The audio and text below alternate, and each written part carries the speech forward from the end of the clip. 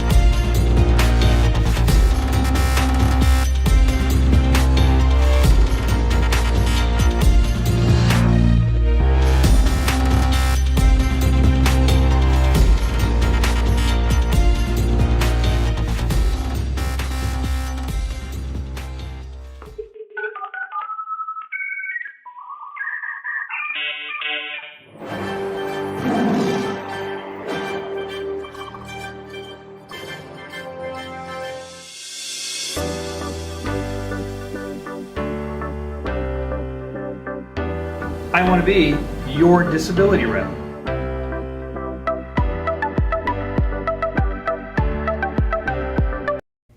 And we are back. Good Monday morning to you. Good Monday morning to you too. It's kind of almost an oxymoron.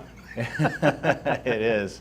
I guess it is. But hey, at least we had good dinner Saturday night. We did, yeah. Fantastic fundraiser for Sheltered Workshops here in Springfield. So Chef good Tony, time. Chef Tony from Avanzare supplied that, and it was amazing. Yeah, you don't normally, honestly, at fundraisers, you don't normally get food that good. No. You Yeah, know, a lot it of times was- they save money on catering, but there I think they spent good money on catering. That, So did you get any of the shrimp appetizer? I did not. I'm not a big shrimp fan. So. This But I would heard you make- going on about it. This would make you a shrimp fan. It was so good. It was really, really good. Well, let's talk about what we're going on. You mentioned delays. Where does that come into play? Oh my goodness. So, you know, Social Security has never been very timely in their decisions or any of their actions, that's for sure. But after the COVID fiasco, I think is the word I'm going to use. After the COVID fiasco, Social Security has just been bogged down something horrible. Yeah. And of course what's happened is there's a big bubble of work that's moving its way, progressing through Social Security. So those folks that filed initial claims and didn't get timely decisions at some point are going to move on to reconsideration and on to judge hearings. And right now, most hearings offices are doing pretty good at getting people on the docket. They're quicker than they've been in a good number of years. 2.5 years ago, there was a time there was close to 24-month wait to get in front of a judge from when you requested the hearing. I have cases now that are like 8 or 9 months. And the reason I think for that is that the COVID backlog has not hit the judges yet, and quite honestly, they don't have a lot to do. Oh, it's not hit. by comparison. It's not even hit them yet. I don't think so. They're in the gap where there Yeah. wasn't any cases. And what's happened at the initial claim level is when they wanted to set appointments for doctors, they couldn't get people out for those consultative examinations, and so they just had to set on those cases. Yeah. They did some, video examinations, but when you're talking about things like a psych eval, for example, that's really hard to do by telephone or by TV. It really needs to be an in-person type. See, now that's funny. I would think that of all the things that you could do, it would be a psych evaluation would be the easiest thing to do because you don't have to touch and poke and prod. Oh, but you got to look for psychomotor retardation and agitation and tics and a lot of things that you just have to see. Yeah, well, that makes sense. I guess if you could do, I was thinking on Zoom, maybe you could see that. Yeah, a little bit. I had a client once upon a time that was schizophrenic. He talked into his shoulder all through the hearing, and we had a video hearing, and it was just subtle enough that if you weren't in the room with him, you didn't understand that he was doing that. Wow. But yeah, Social Security's backlog is part of the problem. They also had a lot of staff shortages for a while. People left the agency, believe it or not, during COVID. You would think that's a pretty decent job and they wouldn't have a lot of turnover, but for some reason they do have a lot of turnover over at Social Security. Maybe it's not as good a job as we think it is. Maybe so, maybe so. Go ahead. Yeah, just a couple other things. They changed phone systems a couple years ago, and they've had 41 periods in which the phones were out.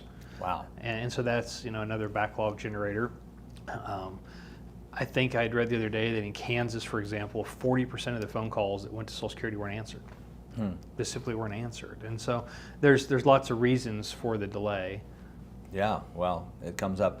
Budgeting, is that something you wanted to? Oh, yeah, well, it's that time of year that we start worrying about the budget getting passed and the government shutting down. Oh, yeah, okay. And that sort of thing. And hopefully that'll get avoided within reason. But 15% of Social Security staff is subject to the budget, the government shutdown. That's what it amounts to. Payments usually go out. I mean, that's guaranteed by law. People will get paid. But it's all customer service. The 15% that's subject to it is all customer service. And that's going to be a problem as well.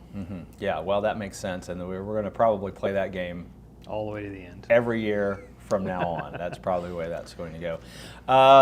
Random question, because you were talking about COVID, are we going to see, or have you seen, or do you think we will see people claiming a COVID disability? I got COVID and I now have long COVID. I have several. Oh, yeah, okay. Yeah, I have several clients right now that have long COVID.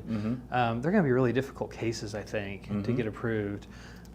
Just simply because there's not the solid diagnoses that there would normally be. It's kind of a collection of symptoms.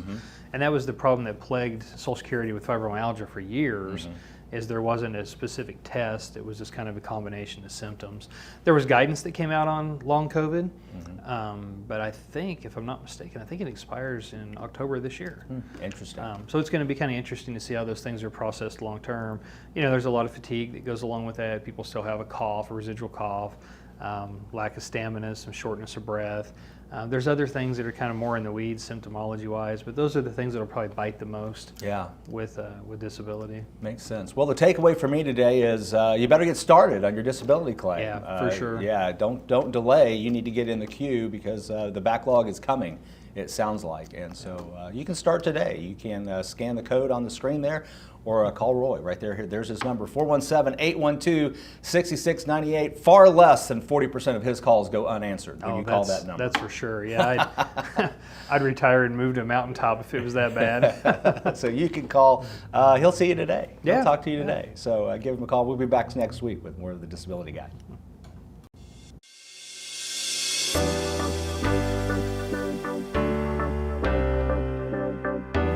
I want to be your disability rep.